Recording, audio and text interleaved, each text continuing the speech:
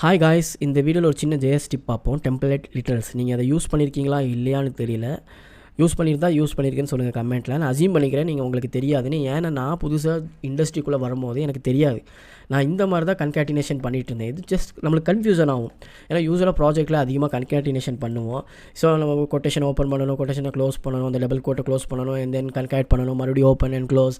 So இது ரொம்ப கன்ஃபியூஷனாகவே இருந்துச்சு. அது மட்டும் இல்லாமல் கொஞ்சம் டிஃபிகல்ட்டாக ஃபீல் பண்ணிட்டு இருந்தேன். இதை விட சிம்பிளாக இருக்குமா அப்படின்னு பார்க்கும்போது தான் டெம்ப்ளேட் லிட்டரல்ஸ் அப்படின்னு உங்களுக்கு தெரிஞ்சிச்சு. ஸோ அதை நான் இது எப்படின்னு காமிச்சு தரேன். மேபி உங்களுக்கு கண்டிப்பாக யூஸ்ஃபுல்லாக இருக்கும். தெரிஞ்சிருந்தால் ஓகே, தெரியாட்டினா நீங்கள் தெரிஞ்சுக்கோங்க.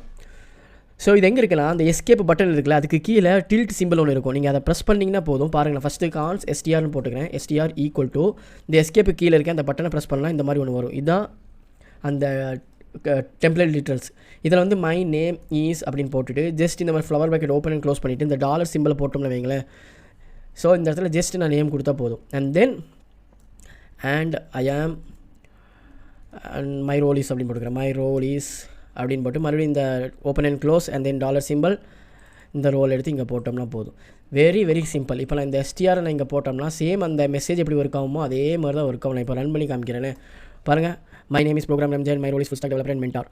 ஸோ இதை கம்பேர் பண்ணும்போது நம்மளுக்கு இது ரொம்ப ஈஸியாக தெரியுது. ஸோ உங்களுக்கு யூஸ்ஃபுல்லாக இருக்கும்னு நினைக்கிறேன். இந்த மாதிரி டிப்ஸ் அண்ட் ட்ரிக்ஸை கண்டிப்பாக நீங்கள் ஃபாலோ பண்ணிக்கோங்க. நெக்ஸ்ட் வீடியோவில்